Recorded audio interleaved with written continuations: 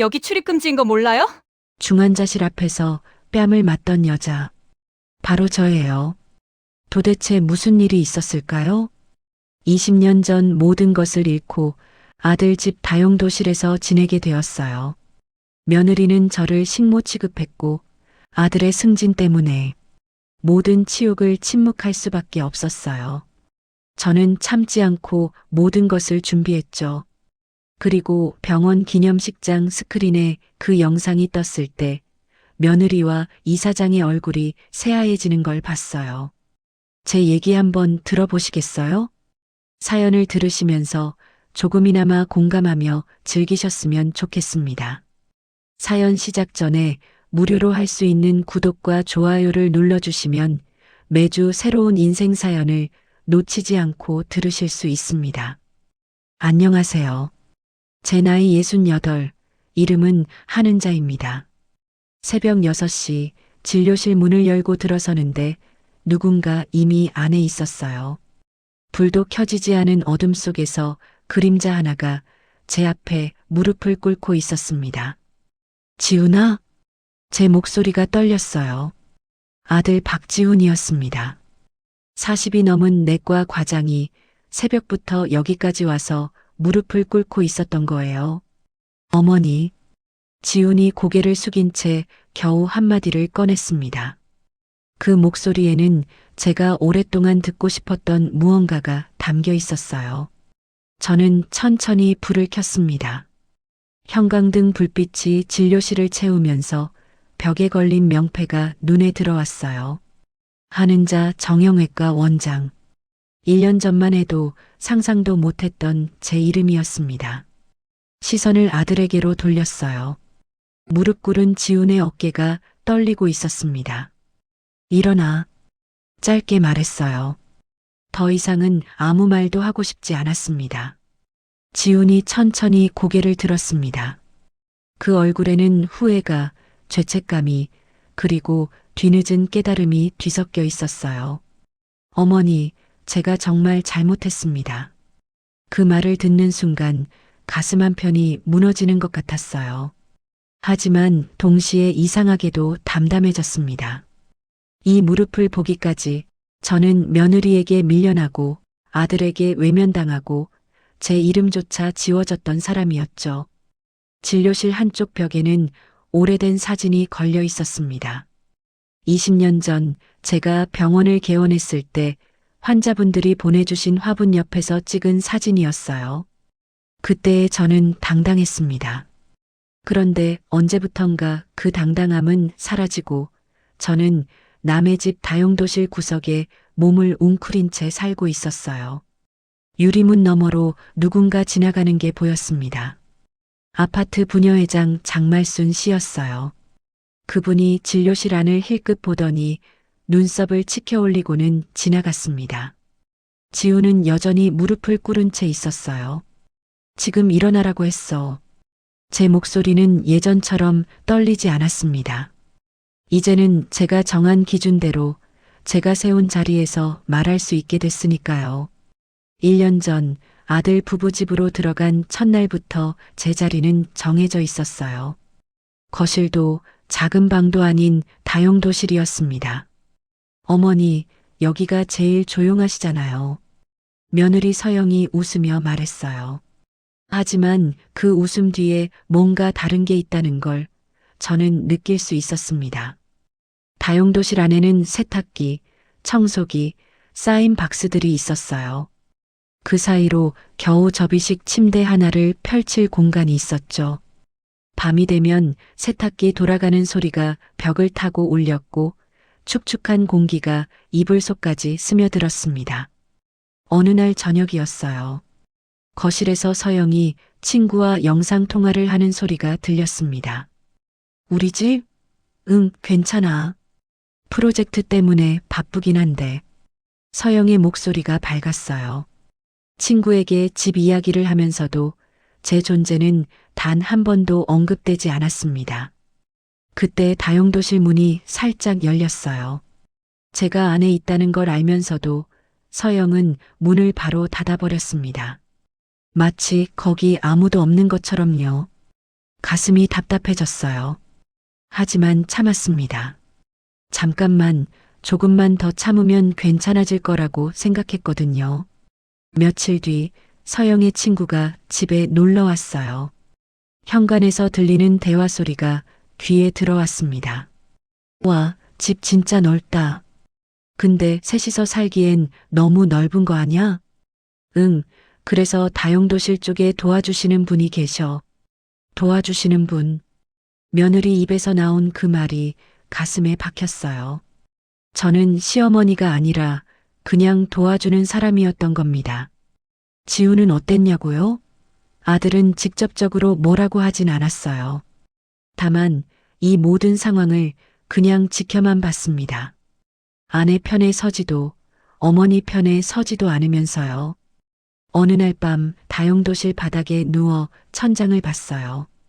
희미한 전구 불빛 아래서 작은 상자 하나가 눈에 들어왔습니다. 제가 가져온 짐 중 하나였죠. 상자를 열자 옛날 명함이 나왔어요. 한은자 정형외과 병원장. 20년 전 환자들을 돌보던 제 이름이 거기 있었습니다. 명함을 쥔 손이 떨렸어요. 그때의 저는 당당했었는데 지금은 다용도실 구석에서 숨죽이며 사는 노인이 되어 있었으니까요. 복도에서 발소리가 들렸습니다. 이웃집 장말순 씨였어요. 반찬을 가져왔다며 현관문을 두드렸고 잠깐 안으로 들어왔죠. 아유, 이게 무슨... 장말순 씨가 다용도실 쪽을 힐끗 보더니 눈썹을 치켜 올렸어요. 그 표정이 제 처지를 다 말해주는 것 같았습니다. 휴대폰 화면이 켜졌어요. 가족 단톡방에서 알림이 떴습니다. 무심코 화면을 눌렀는데 그게 시작이었습니다. 단톡방 이름은 우리 셋만이었어요. 저는 그 셋에 포함되지 않았던 겁니다. 스크롤을 올려 대화 내용을 읽기 시작했어요. 며느리 서영과 아들 지훈이 주고받은 메시지들이었죠. 여보, 우리 엄마 생신에 뭐 해드릴까? 서영이 물었어요. 지훈이 답장을 보냈습니다. 좋은 식당 예약할게. 그 다음 대화는 명절 계획이었어요. 서영이 친정에 먼저 가고 나중에 어디 갈지 이야기하는 내용이었습니다. 제 존재는 어디에도 없었어요. 손이 떨렸습니다. 하지만 계속 읽었죠. 프로젝트 준비는 잘 돼가? 지훈이 물었고 서영이 대답했어요. 응, 거의 다 됐어. 근데 집에 공간이 좀 부족해. 다용도실 쪽 정리해야 할 것 같은데. 다용도실? 제가 자는 그곳이었습니다. 그래, 알아서 해. 지훈의 답장이었어요. 짧고 무관심했습니다. 가슴이 답답해지기 시작했어요. 숨을 크게 들이마셨지만 답답함은 가라앉지 않았습니다. 더 위로 올렸어요. 일주일 전 대화였습니다. 어머니 병원 모시고 가야 하는데 오늘은 회의가 있어서. 서영이 쓴 메시지였어요. 지훈이 답했죠. 내가 갈 수도 없고 택시 타고 가시라고 해. 택시비를 주겠다는 말도 없었어요. 그냥 알아서 가라는 뜻이었습니다. 그날 저는 혼자 버스를 3번 갈아타고 병원에 갔었어요. 무릎이 아파서 힘들었지만 아무 말도 하지 않았습니다. 다용도실 불이 꺼진 채로 휴대폰 불빛만 제 얼굴을 비추고 있었어요. 어둠 속에서 화면 속 글자들이 더 또렷하게 보였습니다. 병원 기념식 때 어머니 오시면 좀 곤란한데. 서영이 쓴 메시지가 눈에 들어왔어요. 그 문장을 보는 순간 숨이 막히는 것 같았습니다. 그냥 그날은 바쁘다고 하자. 지훈의 답장이었어요. 휴대폰을 쥔 손에 힘이 들어갔습니다. 화면이 흔들렸어요. 저는 조용히 살면 민폐를 끼치지 않는 줄 알았습니다. 하지만 그게 아니었어요. 제가 존재한다는 것 자체가 그들에게는 불편이었던 겁니다. 휴대폰 화면을 끄려는데 새 메시지가 떴어요. 여보, 저녁 뭐 먹을래? 서영이 보낸 거였어요. 지훈이 답장했습니다. 치킨 시켜 먹자. 우리 둘이서, 우리 둘이서 그 말이 가슴에 박혔습니다. 휴대폰을 끄고 눈을 감았어요. 어둠 속에서 세탁기 돌아가는 소리만 규칙적으로 들렸습니다. 그날 밤 저는 처음으로 생각했어요. 내가 정말 이 집에 필요한 사람일까? 아니, 이 가족에게 나는 대체 누구일까? 며칠 후였어요. 며느리 서영이 처방전을 건네며 말했습니다. 어머니, 병원 좀 다녀오세요. 제가 바빠서요. 한빛병원이었어요. 아들 지훈이 과장으로 있는 곳이었죠. 버스를 타고 병원에 도착했습니다. 로비는 사람들로 붐볐고 하얀 가운 입은 의사들이 분주하게 오가고 있었어요. 1층 약국에서 처방전을 내밀었습니다. 약사가 확인하더니 3층 진료과로 가보라고 했어요. 엘리베이터를 타고 올라갔죠. 문이 열리자 긴 복도가 나타났습니다. 소독약 냄새와 함께 환자 보호자들의 목소리가 섞여 들렸어요. 복도를 걷고 있는데 갑자기 누군가 제 팔을 잡았습니다. 한 원장님이시죠? 돌아보니 낯익은 얼굴이었어요. 70대쯤 되어 보이는 할머니였습니다. 저 기억 안 나세요? 20년 전에 무릎 수술 받았던 사람이에요. 숨이 멎는 것 같았어요. 기억이 났습니다. 그분은 제가 운영하던 병원에서 수술 받으신 환자분이었죠.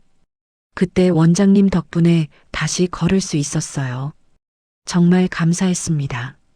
할머니가 제 손을 두 손으로 꼭 잡으며 고개를 숙였어요.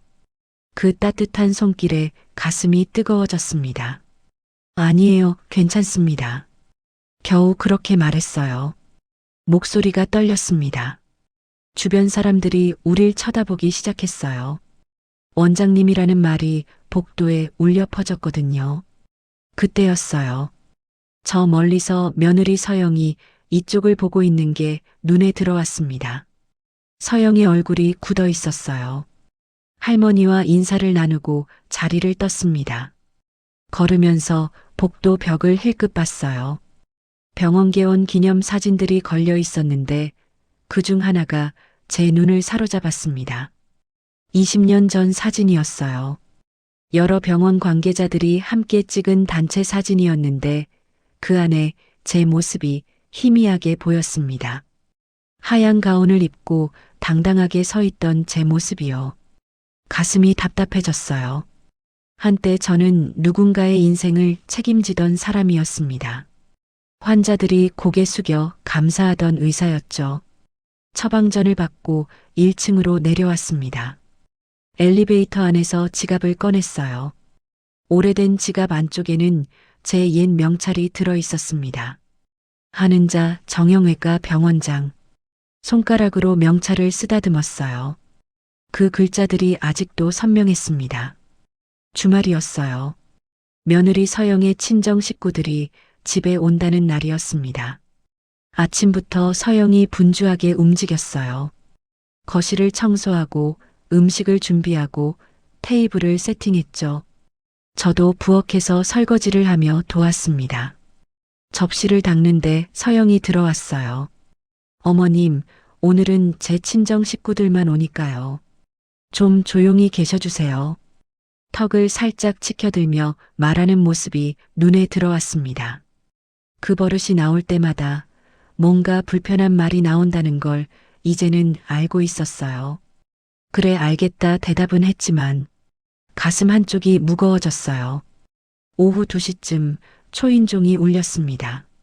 서영의 어머니와 오빠 그리고 조카들이 들어왔어요. 화려한 옷차림에 큰 선물 상자를 들고 있었죠. 어머니 오셨어요? 제가 인사를 하려는데 서영이 재빨리 앞을 가로막았습니다. 엄마, 이쪽으로 앉으세요. 서영은 친정 식구들을 거실로 안내하며 웃고 있었어요. 저는 그냥 부엌 쪽에 서 있었습니다. 상을 차리는 걸 도와주려 했어요.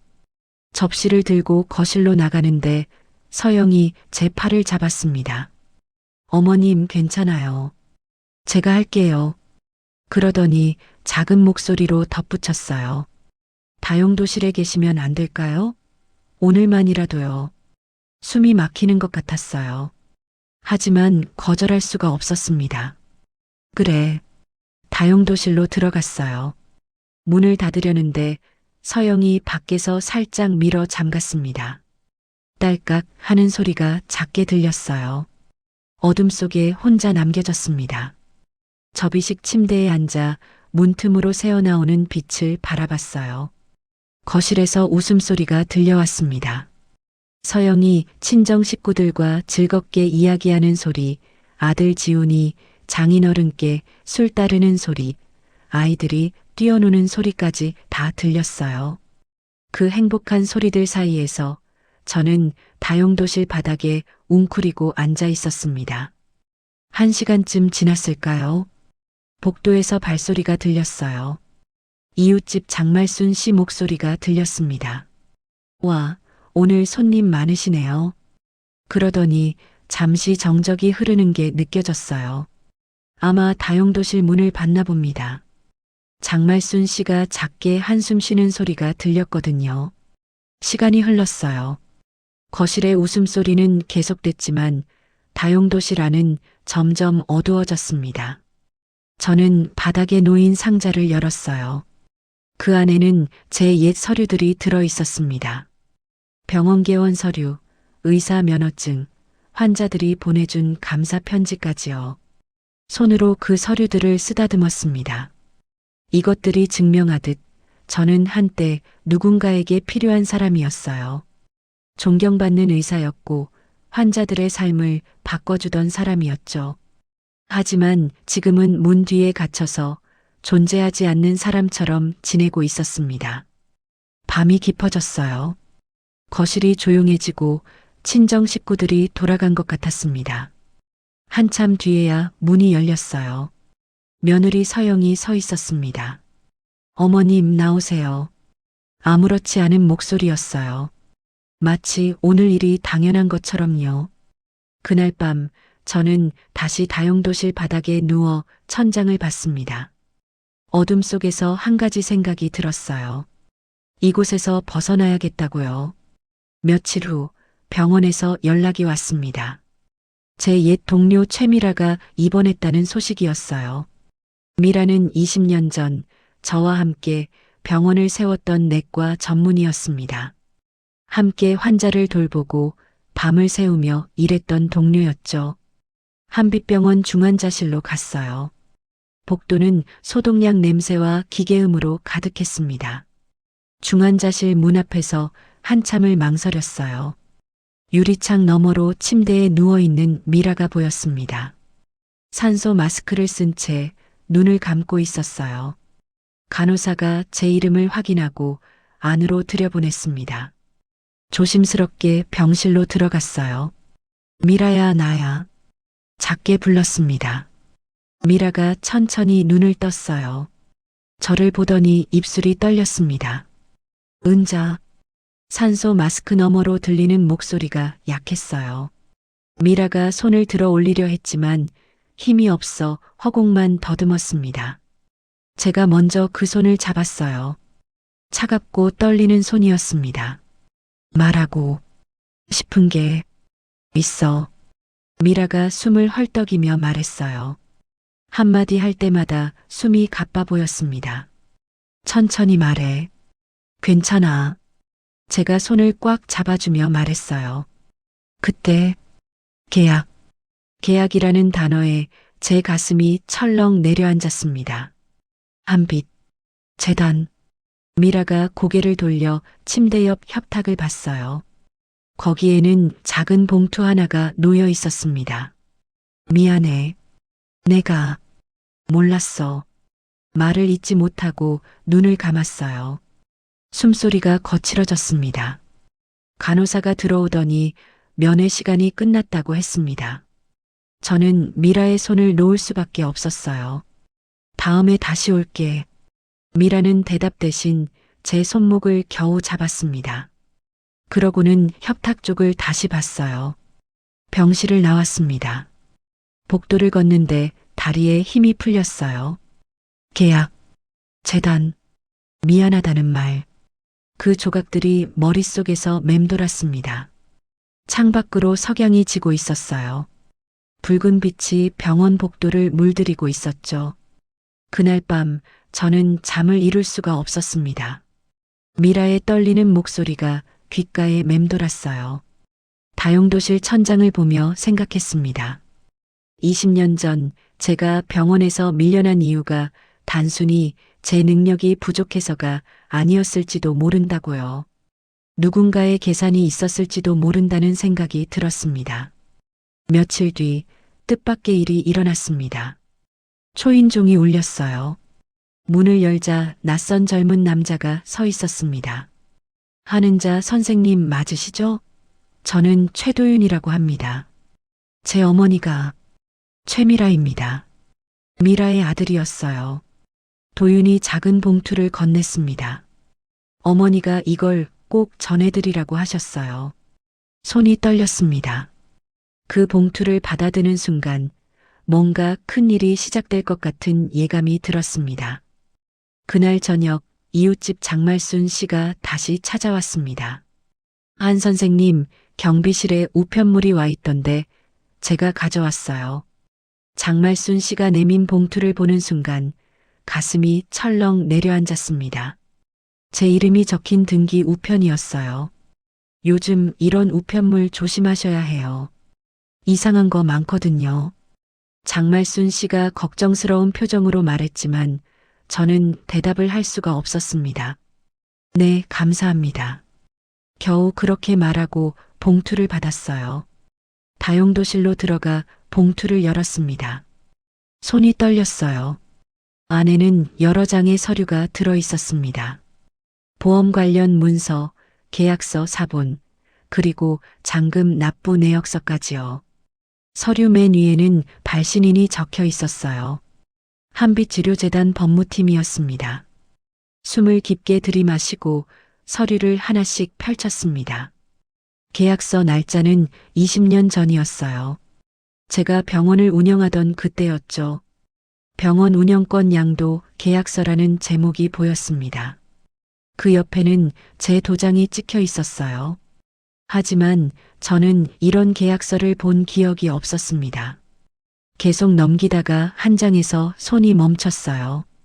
잔금 지급일이 적힌 페이지였는데 그 날짜 옆에 빨간 줄이 그어져 있었습니다.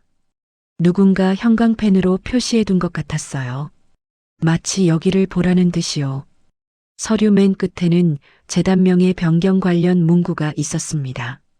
한은자에서 한빛의료재단으로 소유권 이전이라고 적혀 있었어요.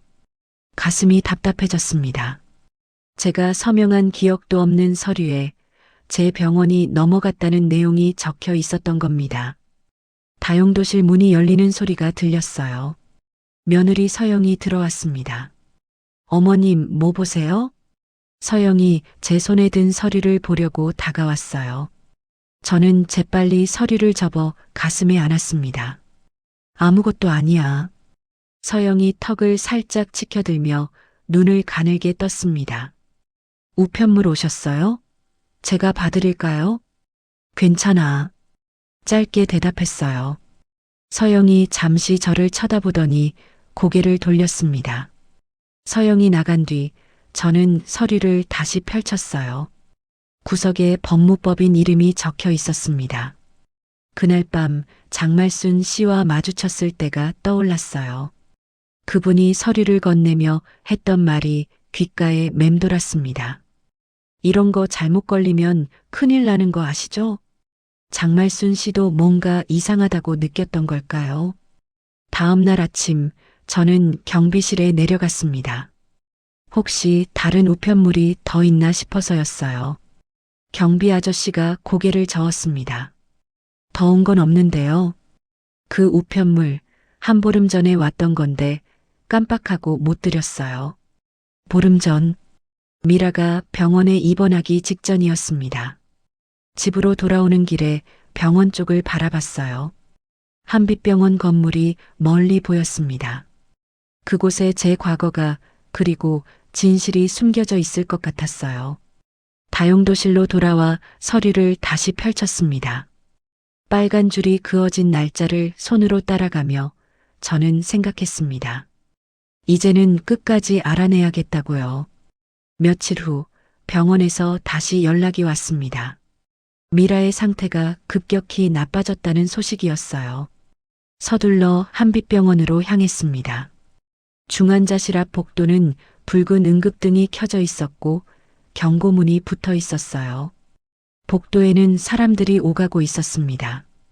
보호자들의 불안한 얼굴, 간호사들의 빠른 발걸음, 그 사이를 지나 중환자실 문 앞에 섰어요. 유리창 너머로 미라가 보였습니다. 산소 마스크를 쓴 채 눈을 감고 있었어요. 그때였습니다. 뒤에서 날카로운 목소리가 들렸어요. 어머님, 여기서 뭐 하세요? 돌아보니 며느리 서영이 서 있었습니다. 경영기획팀 명찰을 단 채 서류 뭉치를 들고 있었어요. 친구 병문안 왔어.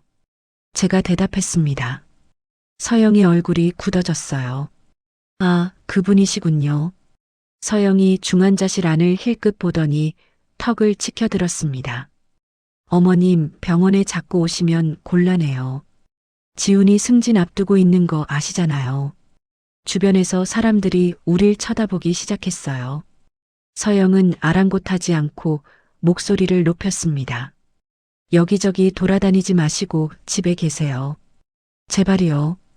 가슴이 답답해졌어요. 숨을 참으려는데 서영이 제 팔을 잡았습니다.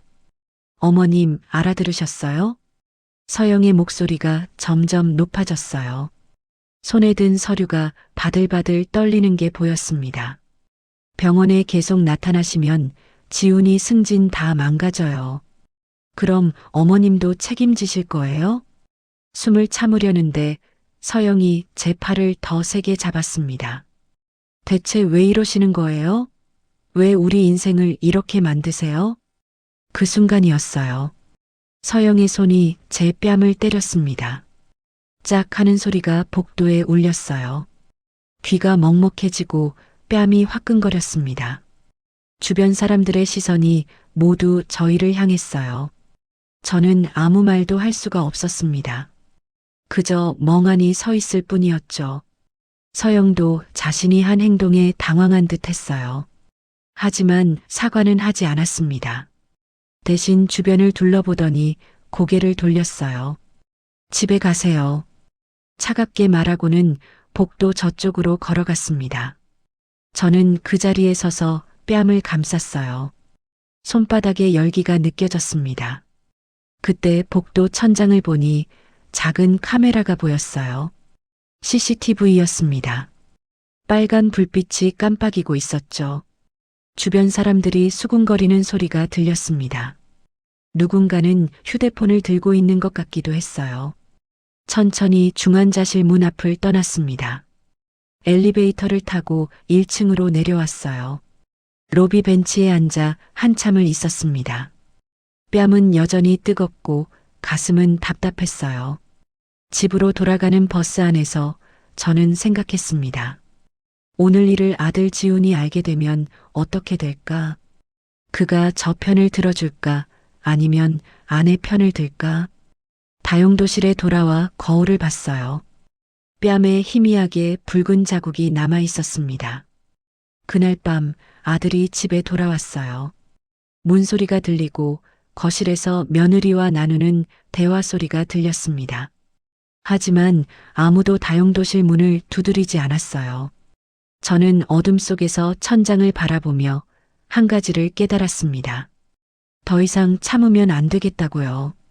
다음 날 저녁 아들 지훈이 다용도실 문을 두드렸습니다. 어머니, 잠깐 얘기 좀 할까요? 문을 열자 지훈이 서 있었어요. 피곤한 얼굴이었습니다. 다용도실 안으로 들어온 지훈은 접이식 침대 끝에 앉았어요. 저는 맞은편 작은 의자에 앉았습니다. 어제 병원 일 들었어요. 지훈이 고개를 숙인 채 말했어요. 서영이가 너무했죠. 저도 압니다. 짧은 침묵이 흘렀습니다. 저는 아무 말하지 않고 지훈을 바라봤어요. 그런데 어머니, 지금이 제게 정말 중요한 시기예요. 지훈이 두 손을 모으며 말을 이었습니다. 다음 달에 과장 승진 심사가 있어요. 병원 내에서 저에 대한 평가가 정말 중요한 때거든요. 가슴이 답답해지기 시작했어요. 그러니까 어머니, 이번 일은 그냥 넘어가 주시면 안 될까요? 병원에도 자주 오시지 말고. 지훈의 목소리가 점점 작아졌습니다. 지금만 참아주세요. 제가 승진하고 나면 더 넓은 집으로 이사 갈게요. 어머니 방도 따로 마련해 드리고요. 저는 조용히 휴대폰을 꺼냈어요. 녹음 버튼을 살짝 눌렀습니다. 그러니까 지금은 조용히 지내달라는 거지? 제가 물었습니다. 지훈이 고개를 끄덕였어요. 네. 미안해요, 어머니. 저도 사이에 끼어서 힘들어요. 지훈이 한숨을 쉬었습니다. 솔직히 서영이도 스트레스가 많아요. 회사 일도 바쁘고 프로젝트 때문에 매일 야근하거든요. 그러니까 조금만 이해해 주세요. 이해. 그 단어가 귓가에 맴돌았습니다. 병원 기념식만 잘 넘기면 돼요. 그날 어머니가 오시면 좀 곤란해질 것 같아서요. 기념식. 지훈이 그 말을 하는 순간 저는 도윤이 건넨 봉투가 떠올랐습니다. 알았어. 짧게 대답했어요. 지훈이 안도하는 표정을 지었습니다. 감사합니다, 어머니. 정말 조금만 참아주세요. 지훈이 일어서서 다용도실 문을 나갔어요. 문이 닫히는 소리가 작게 들렸습니다. 저는 휴대폰을 내려다봤어요. 녹음이 계속되고 있었습니다. 정지 버튼을 눌렀어요. 어둠 속에서 화면을 보니 녹음 파일이 저장되어 있었습니다. 그날 밤 잠들기 전에 저는 다용도실 상자를 열었어요. 그 안에는 병원 서류와 도윤이 준 봉투가 함께 들어 있었습니다. 서류 위에 휴대폰을 올려놓고 한참을 바라봤어요. 아들은 제게 침묵을 요구했습니다. 승진을 위해, 며느리를 위해, 자신의 미래를 위해서요.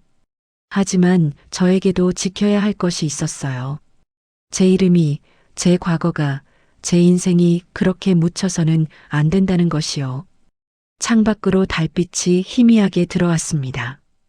그 빛 아래서 저는 결심했어요. 이제 나를 지켜야겠다고요. 그날 밤부터 저는 밤마다 서류를 펼쳐봤습니다. 다용도실 작은 책상 위에 서류들을 쭉 늘어놓고 하나하나 날짜와 내용을 확인했어요. 계약서 날짜는 20년 전 3월 15일이었습니다. 제가 병원 운영에 어려움을 겪던 시기였죠. 서류에는 한빛의료재단이라는 이름이 계속 나왔어요. 그리고 병원 운영권 양도, 지분 이전, 자문 계약 같은 단어들이 보였습니다. 제 도장이 찍힌 곳도 여러 군데 있었어요. 하지만 저는 이런 내용을 제대로 이해하고 도장을 찍은 기억이 없었습니다. 누군가 제게 병원 운영을 도와드리겠다고 했던 기억만 희미하게 남아있을 뿐이었어요. 며칠째 서류를 보던 어느 날 저녁 계단에서 장말순 씨와 마주쳤습니다.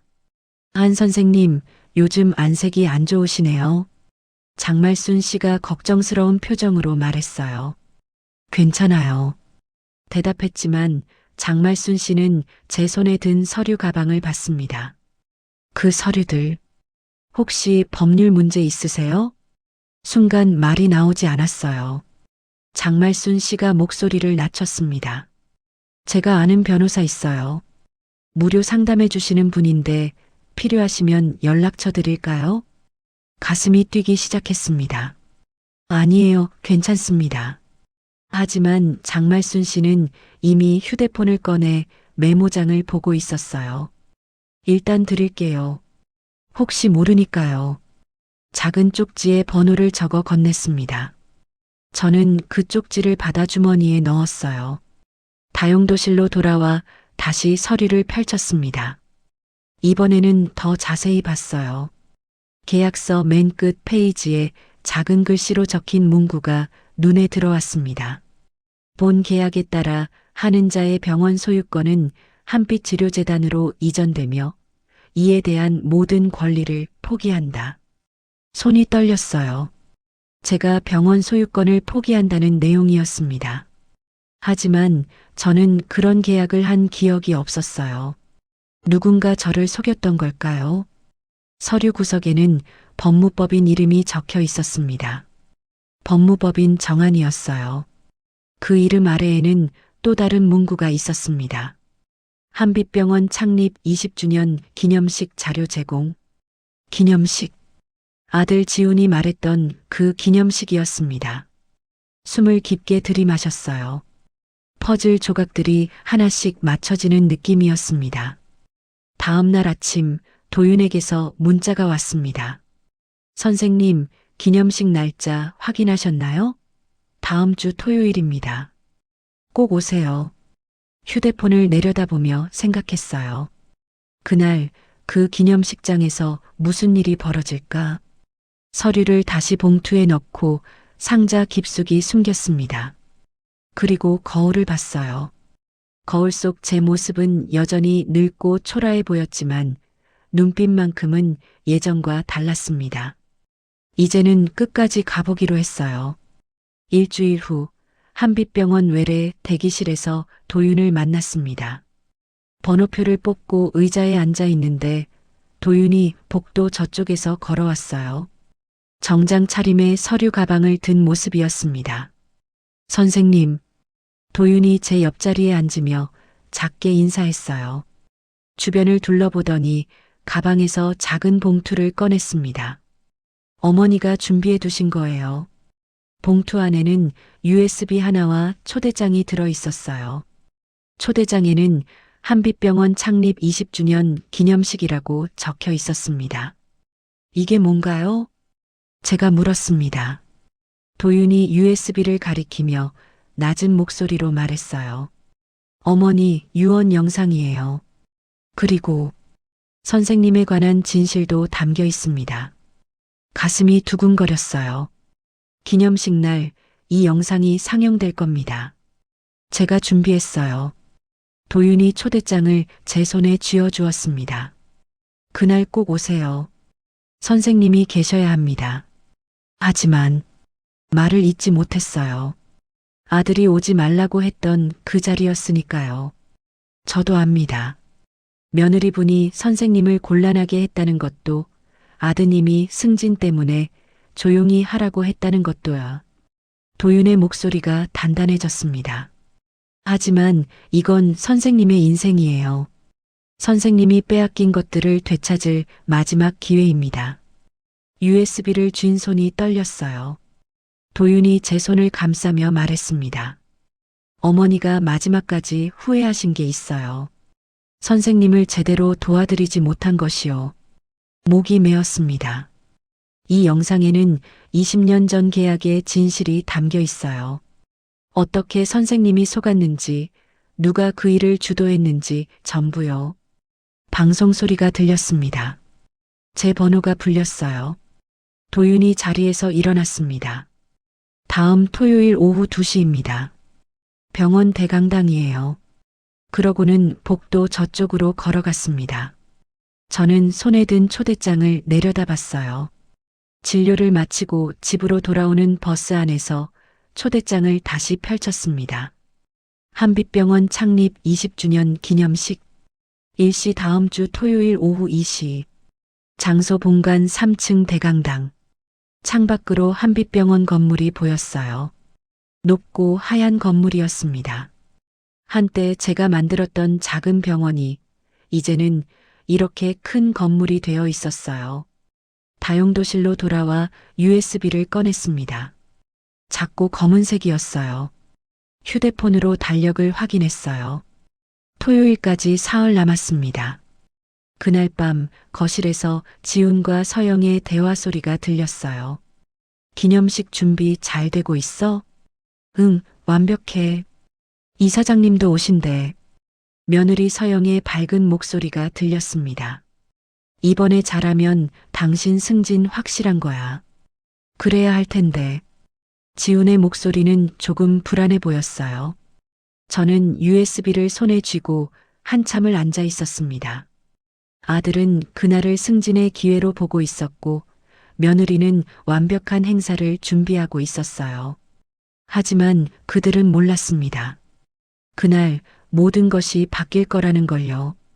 토요일 오후 2시 한빛병원 본관 3층 대강당에 도착했습니다. 입구에는 창립 20주년 기념식이라고 적힌 현수막이 걸려 있었어요. 정장 차림의 사람들이 안으로 들어가고 있었습니다. 저는 초대장을 꺼내 들고 조심스럽게 안으로 걸어 들어갔어요. 대강당은 어두웠습니다. 무대 위에만 조명이 켜져 있었고 의자들이 빼곡히 놓여 있었어요. 뒤쪽 구석 자리에 앉았습니다. 사람들 사이에 섞여 눈에 띄지 않는 곳이었어요. 무대 위에서는 사회자가 행사 시작을 알리고 있었습니다. 이사장 오준태가 단상에 올라 축사를 했어요. 한빛병원이 20년 동안 성장할 수 있었던 건 오준태의 목소리가 대강당에 울려 퍼졌습니다. 저는 그를 바라보며 20년 전을 떠올렸어요. 앞쪽에 며느리 서영이 보였습니다. 행사 진행 담당인지 무전기를 들고 스태프들에게 지시하고 있었어요. 아들 지훈도 보였습니다. 단정한 정장 차림으로 다른 과장들과 함께 앞줄에 앉아 있었어요. 축사가 끝나고 병원 홍보 영상이 시작됐습니다. 대강당이 더 어두워졌어요. 스크린에 병원 건물이 나타났습니다. 그런데 갑자기 화면이 깜빡이더니 다른 영상으로 바뀌었어요. 중환자실 복도였습니다. 그리고 거기 서 있는 제 모습이 보였어요. 가슴이 두근거리기 시작했습니다. 화면 속에서 며느리 서영이 다가왔어요. 그리고 제 뺨을 때리는 장면이 그대로 나왔습니다. 짝 하는 소리가 스피커를 통해 대강당에 울려 퍼졌어요. 사람들이 웅성거리기 시작했습니다. 서영의 얼굴이 새하얗게 변하는 게 보였어요. 지훈이 자리에서 일어나려다 다시 앉았습니다. 영상이 멈추고 이번에는 다른 화면이 나타났어요. 병실이었습니다. 침대에 누운 미라가 보였어요. 산소 마스크를 쓴 채 카메라를 향해 말하고 있었습니다. 제 이름은 최미라입니다. 이 영상을 보시는 분들께 고백할 게 있습니다. 미라의 목소리가 떨리고 있었어요. 20년 전 저는 한은자 선생님을 배신했습니다. 대강당이 조용해졌습니다. 한빛의료재단 오준태 이사장의 제안을 받고 은자 선생님이 운영하던 병원을 빼앗는 일에 가담했어요. 화면 속 미라가 눈물을 흘렸습니다. 계약서에는 병원 운영을 돕는다고 써 있었지만 실제로는 소유권을 넘기는 내용이었어요. 은자 선생님은 그걸 모르셨습니다. 숨이 막히는 것 같았어요. 저는 그 대가로 내과 과장 자리를 받았어요. 하지만 평생 죄책감에 시달렸습니다. 미라의 목소리가 끊어졌다가 다시 이어졌습니다. 한은자 선생님, 정말 죄송합니다. 이 진실만큼은 밝혀야겠다고 생각했어요. 영상이 끝났습니다. 잠시 정적이 흘렀어요. 그러다 무대 옆에서 도윤이 나타났습니다. 마이크를 잡고 차분하게 말했어요. 지금 보신 영상은 제 어머니 최미라의 유언입니다. 법적으로 문제가 없었을지 몰라도 도덕적으로는 명백한 잘못이었습니다. 사람들이 수군거리기 시작했어요. 오준태의 얼굴이 굳어 있었습니다. 그리고 여기 오늘 이 자리에 한은자 선생님이 계십니다. 도윤이 저를 가리켰어요. 모든 시선이 제게로 향했습니다. 저는 천천히 자리에서 일어났어요. 기념식이 끝난 뒤 대강당은 소란스러웠습니다. 사람들이 저를 향해 고개를 숙이며 지나갔어요. 누군가는 악수를 청했고 누군가는 미안하다고 말했습니다. 저는 그 모든 것을 담담하게 받아들였어요. 무대 앞쪽에서는 오준태 이사장이 다른 임원들에게 둘러싸여 있었습니다. 그들의 표정이 차갑게 보였어요. 이사장님, 이건 명백한 도덕적 과실입니다. 누군가의 목소리가 들렸습니다. 오준태가 손을 내저으며 뭔가 해명하려 했지만 임원들은 듣지 않았어요. 며느리 서영은 복도 쪽에서 서류를 안고 서 있었습니다. 얼굴이 창백했어요. 병원 직원들이 지나가며 서영을 쳐다봤습니다. 수군거리는 소리가 들렸어요. 중환자실에서 시어머니를 때렸다면서? 영상 봤어? 충격이던데. 서영이 고개를 숙이고 복도 저쪽으로 빠르게 걸어갔습니다. 저는 대강당 뒤편 복도로 나왔어요. 조용한 곳이 필요했습니다. 창밖으로 병원 정원이 보였어요. 벤치에 앉아 잠시 숨을 고르고 있는데 발소리가 들렸습니다. 돌아보니 아들 지훈이 서 있었어요. 어머니. 지훈의 목소리가 떨렸습니다. 그는 천천히 다가오더니 제 앞에서 무릎을 꿇었어요. 복도 바닥에 두 무릎을 대고 고개를 숙였습니다. 죄송합니다. 지훈이 말했어요. 목소리에 눈물이 섞여 있었습니다. 제가 알고도 모른 척 했어요. 어머니가 다용도실에서 주무시는 것도 서영이가 어머니를 어떻게 대하는지도 다 알고 있었어요. 저는 아무 말 없이 지훈을 내려다봤습니다. 하지만 저는 승진만 생각했어요. 병원에서 제 자리만 지키고 싶었어요. 지훈이 두 손으로 얼굴을 감쌌어요. 그게 얼마나 비겁한 건지 오늘 알았습니다. 제가 어머니한테 한 짓이 뭔지. 복도는 조용했습니다. 멀리서 사람들 소리가 희미하게 들렸어요. 일어나라. 제가 말했습니다. 지훈이 고개를 들었어요. 눈가가 붉어져 있었습니다. 일어나서 나를 봐. 지훈이 천천히 일어났어요. 저는 아들의 눈을 똑바로 봤습니다. 내가 나한테 사과해야 할 건 무릎 꿇는 게 아니야. 지훈이 입술을 떨었어요. 앞으로 어떻게 살 건지 그걸 보여줘야 해.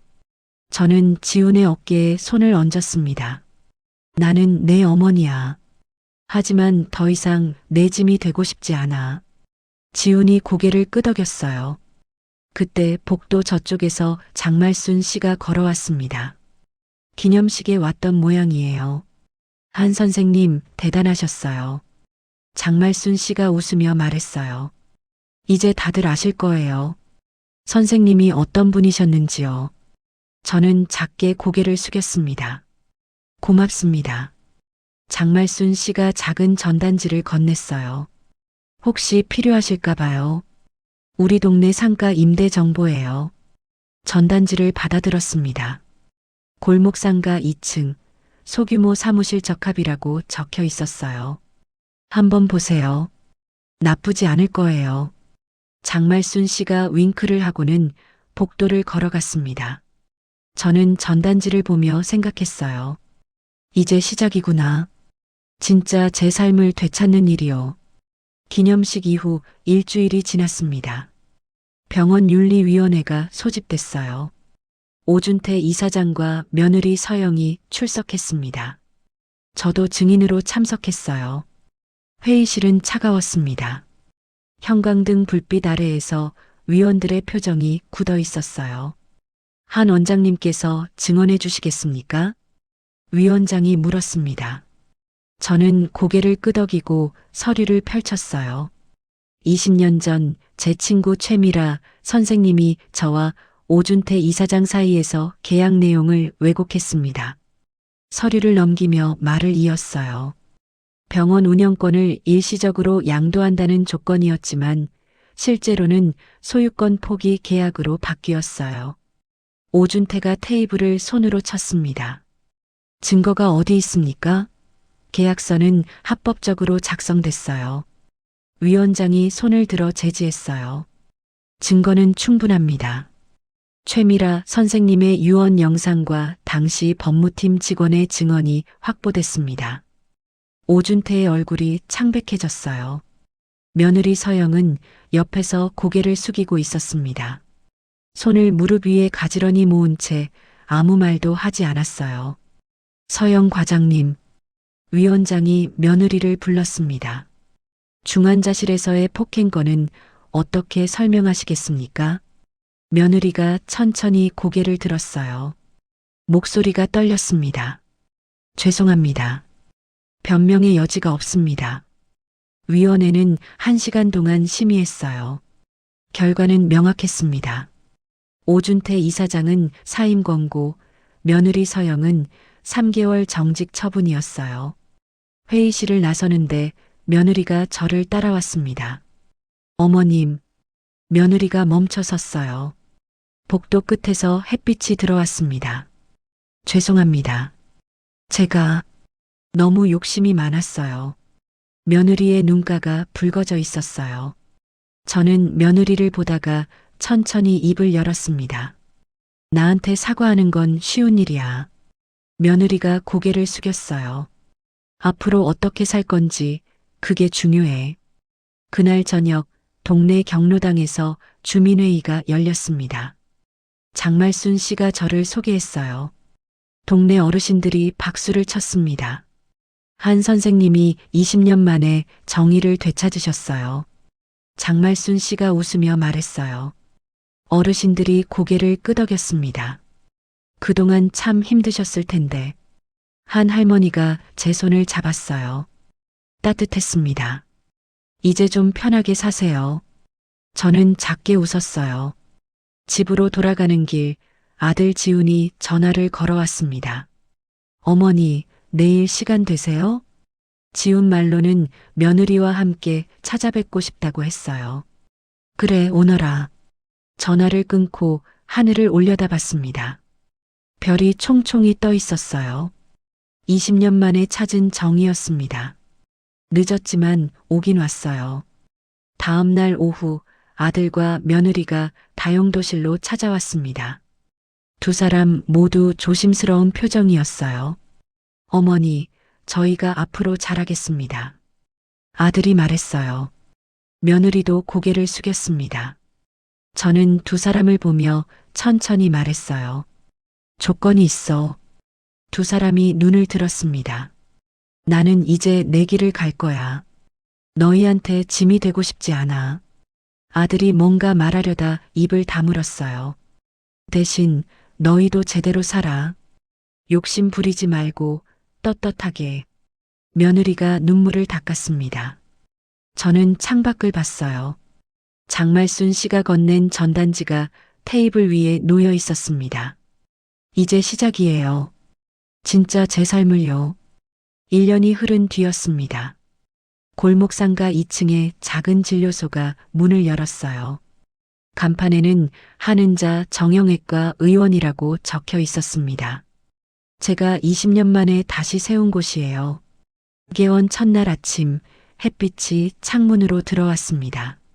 진료실 책상을 닦으며 깊게 숨을 들이쉬었어요. 오전 9시 첫 환자가 들어왔습니다. 동네 할머니였어요. 안 선생님, 무릎이 자꾸 아파서요. 할머니를 진찰하며 부드럽게 물었어요. 어디가 불편한지, 언제부터 시작됐는지요. 물리치료 받으시면 좋아질 거예요. 처방전을 건네자 할머니가 웃었습니다. 고맙습니다, 선생님. 점심때쯤 장말순 씨가 찾아왔어요. 손에 도시락을 들고 있었습니다. 축하해요, 한 선생님. 개원 선물이에요. 도시락을 받아들고 감사 인사를 했어요. 따뜻했습니다. 선생님 덕분에 저도 용기가 났어요. 장말순 씨가 말했어요. 오후 2시쯤 누군가 문을 두드렸습니다. 돌아보니 아들 지훈과 며느리 서영이 서 있었어요. 두 사람 손에 화분이 들려 있었습니다. 어머니, 개원 축하드립니다. 아들이 화분을 내밀었어요. 며느리도 조심스럽게 웃었습니다. 고맙다. 화분을 받아 창가에 놓았어요. 햇빛을 받으니 잎이 반짝였습니다. 어머니, 저희 이제 제대로 살고 있어요. 며느리가 말했어요. 목소리가 예전보다 차분했습니다. 지훈 말로는 며느리가 정직 기간 끝나고 복직했다고 했어요. 하지만 예전처럼 욕심 부리지 않는다고요. 잘하고 있구나. 저는 두 사람을 보며 고개를 끄덕였어요. 그래도 가끔 찾아뵙겠습니다. 아들이 말했어요. 저는 작게 웃었습니다. 그래, 그렇게 해라. 두 사람이 나간 뒤 진료실에 혼자 남았어요. 창밖으로 골목길이 보였습니다. 저녁 무렵 마지막 환자를 보내고 불을 껐어요. 간판 아래 서서 골목을 바라봤습니다. 바람이 불었어요. 간판이 살짝 흔들렸습니다. 20년 동안 잃어버렸던 제 이름이 다시 빛나고 있었어요. 다용도실에서 시작한 제 반격은 여기까지 왔습니다. 이제 저는 누구의 짐도 아니에요. 제 이름으로 서 있는 사람입니다. 손끝이 차가워졌어요. 주머니에 손을 넣고 천천히 골목을 걸었습니다. 멀리서 장말순 씨가 손을 흔들었어요. 저도 손을 들어 답했습니다. 제 삶은 이제 시작이에요. 늦었지만 제대로 된 시작이죠. 하늘을 올려다봤어요. 별이 하나둘 떠오르고 있었습니다. 숨을 깊게 들이쉬었어요. 20년 만에 찾은 자유였습니다. 그 무게가 가슴을 눌렀지만 동시에 가벼웠어요. 저는 다시 걷기 시작했습니다. 제 이름이 적힌 간판 아래를요. 오늘의 사연이 마음을 살짝 두드렸다면 그건 어쩌면 우리 모두의 이야기이기 때문이겠죠? 소중한 시간을 함께하며 공감해 주셔서 진심으로 감사합니다. 좋아요와 구독은 다음 이야기를 피워내는 힘이 됩니다. 여러분의 생각을 댓글로 편하게 나눠주시고 이 이야기를 많은 분들이 알 수 있게 공유해 주신다면 여러분의 일상에도 기분 좋은 행복이 찾아올 거예요. 그럼 꽃부인네는 다음에도 당신의 마음을 꼭 안아드릴 수 있는 새로운 사연으로 찾아뵙겠습니다. 건강하시고 늘 행복하세요.